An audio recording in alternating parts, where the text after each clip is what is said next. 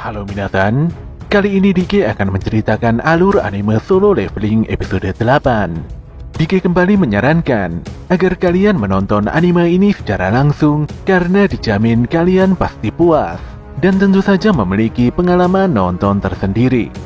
Tapi jika kalian gak ada waktu, maka mampir ke sini adalah pilihan yang paling tepat karena Dike dengan senang hati akan menceritakan semua kisahnya untuk kalian semua. Sebelum lanjut ke inti cerita, buat kalian yang baru saja menemukan channel ini, ada baiknya untuk subscribe dulu. Jangan lupa juga untuk menyalakan notifikasinya, agar kami semakin semangat untuk menghadirkan konten-konten terbaik buat kalian. Oke, langsung saja. Persiapkan diri kalian and enjoy!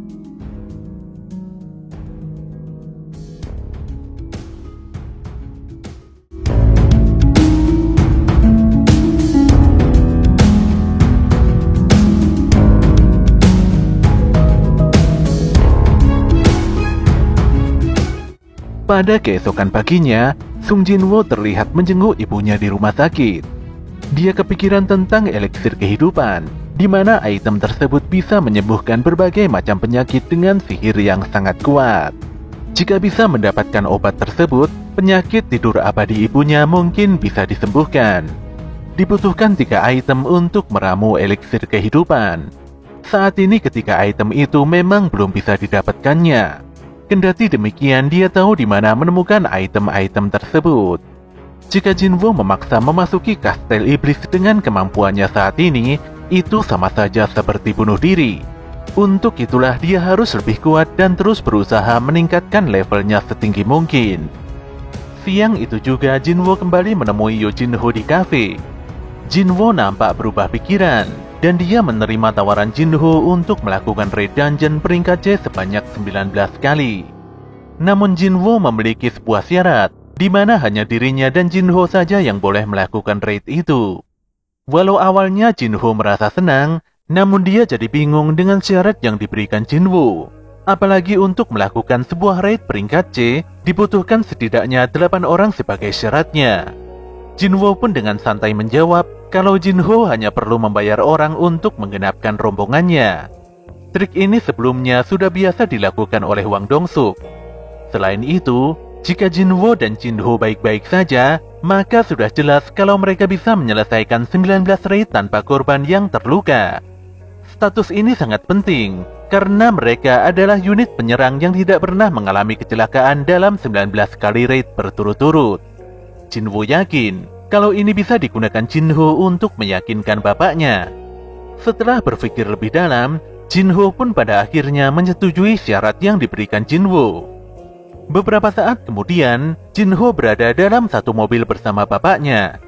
Sang bapak pun menjelaskan tentang fenomena gate yang muncul pertama kali lebih dari 1 dekade lalu.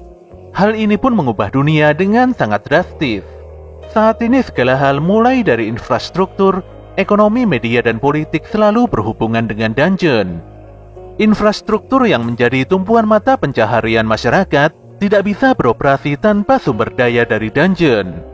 Sumber daya penting itu pun hanya bisa dibawa ke dunia ini oleh seorang hunter. Organisasi yang mengelola para hunter ini adalah sebuah badan publik yang dikenal sebagai serikat atau asosiasi hunter.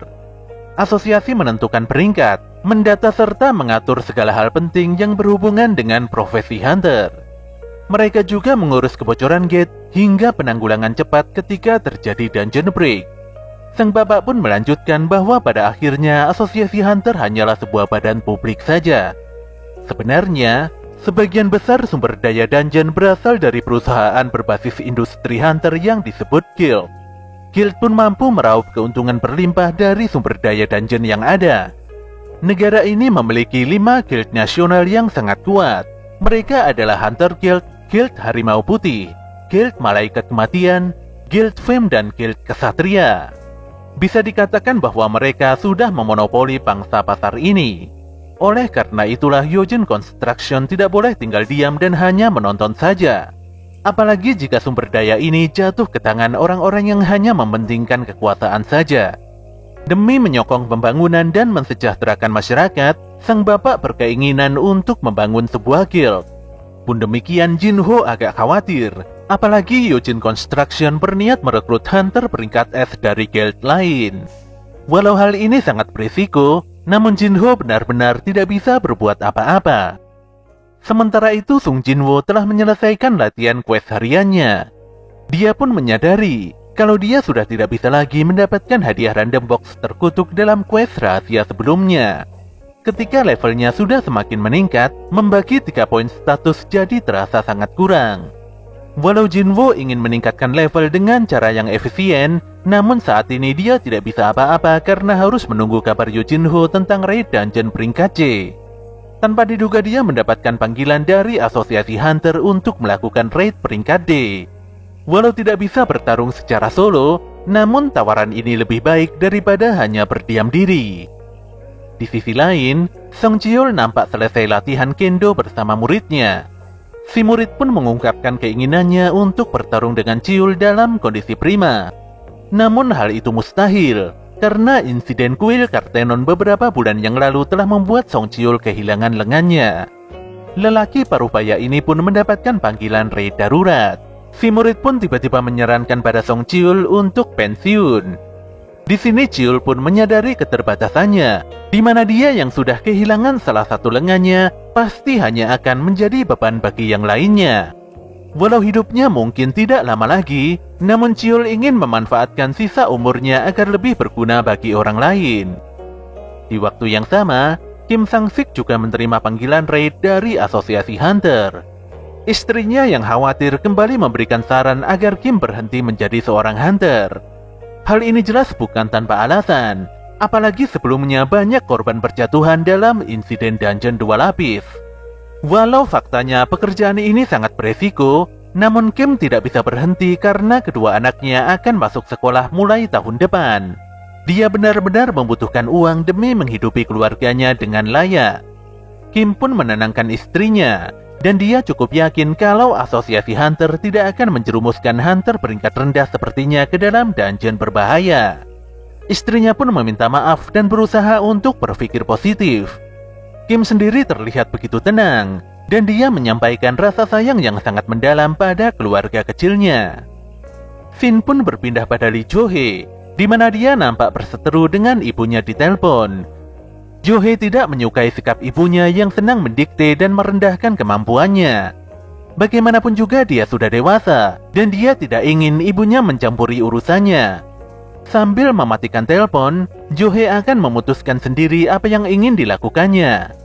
Walau perkataan sang ibu ada benarnya, namun Jo-hee ingin berusaha sedikit lagi. Bersamaan dengan itu, ponselnya pun memunculkan notifikasi tentang raid darurat yang harus segera diselesaikan. Sore itu Baek Yunho terlihat menemui Choi Jong-in di gedung Hunter Guild. Choi menginformasikan kalau Yojin Construction berusaha membangun sebuah guild. Baek sendiri sudah mengetahui kabar ini, dan bahkan banyak rumor mengatakan kalau Yojin Construction berusaha merekrut beberapa membernya. Baek tidak mau bertele-tele, dan dia memaksa Choi Jong-in untuk mengungkapkan apa kemauannya. Disinilah Choi ingin meminta pendapat Baek tentang Pulau Jeju. Semenjak raid besar ketiga, tidak ada seorang pun yang berani melangkahkan kakinya kembali ke pulau tersebut.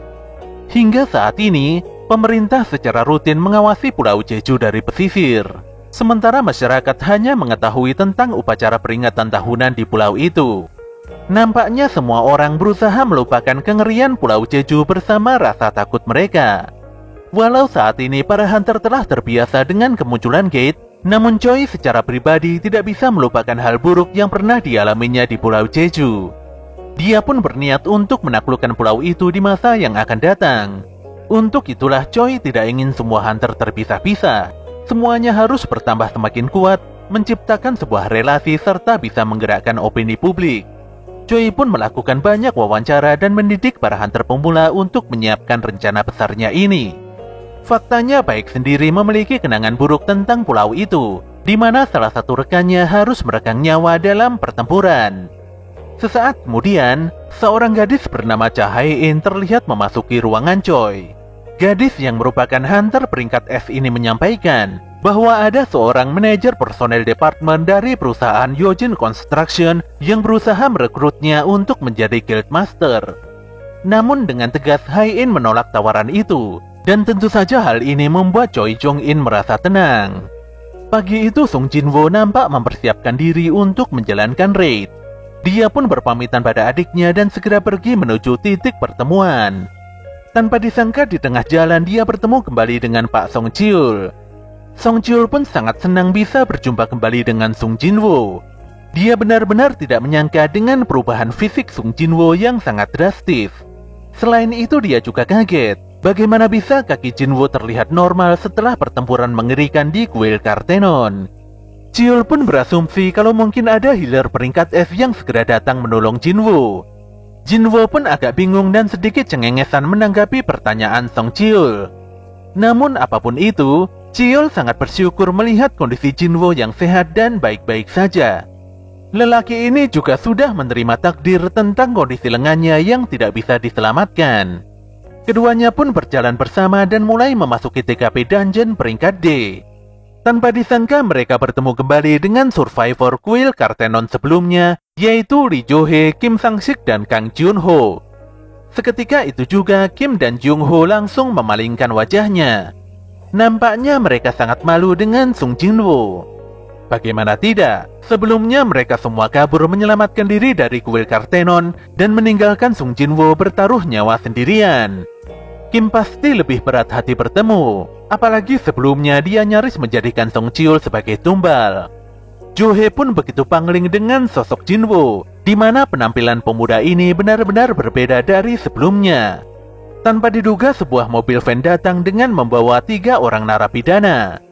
Para napi yang merupakan hunter ini pun mendapatkan penjelasan secara khusus dari Kang Tae-sik yang merupakan pengawas dari asosiasi hunter. Tak ayal fakta ini pun membuat Cheol protes karena asosiasi hunter memaksa mereka bertarung dengan para kriminal. Gadis investigator pun menjelaskan bahwa ketiga hunter kriminal itu datang membantu untuk mengurangi masa hukuman mereka. Oleh karena itulah mereka pasti tidak akan berbuat macam-macam. Asosiasi pun meminta pengertian semua orang karena hunter di area ini tidak banyak dan sangat terbatas. Selain itu, Kang Tae-sik juga ikut operasi ini sembari mengawasi pergerakan para kriminal. Tae-sik adalah hunter peringkat B. Jika sampai terjadi hal yang tidak diinginkan, Tae-sik dipastikan bisa menahan 3 napi peringkat C itu seorang diri. Jin-woo pun meminta Jo-hee tidak mengikuti raid karena pemuda ini memiliki firasat yang sangat buruk. Namun Jo-hee tidak mau, dan dia mengikuti Jin-woo untuk melaksanakan raid bersama. Tae-sik pun melepaskan borgol para napi. Namun Tae-sik menegaskan kalau para napi tidak boleh bertindak ngawur agar tidak menerima hukuman tambahan darinya. Ketika Tae-sik menanyakan siapakah yang akan menjadi ketua raid kali ini, Cheol pun meminta izin pada Jin-woo untuk menjadi pemimpin. Tentu saja Jin-woo langsung menyetujuinya. Cheol pun berterima kasih dan menundukkan kepalanya di hadapan Jin-woo. Dia merasa bertanggung jawab pada 7 nyawa yang hilang dalam raid sebelumnya. Sebagai seorang leader, Cheol harus melindungi semua membernya. Namun berkat pengorbanan Sung Jin-woo, 6 orang berhasil kembali dengan selamat. Untuk mewakili semua orang yang ada, Cheol lantas menghaturkan rasa terima kasih yang sangat mendalam dari lubuk hatinya pada Sung Jin-woo. Sedetik kemudian, Cheol pun memberikan komando pada semua membernya agar segera bersiap dan memasuki dungeon.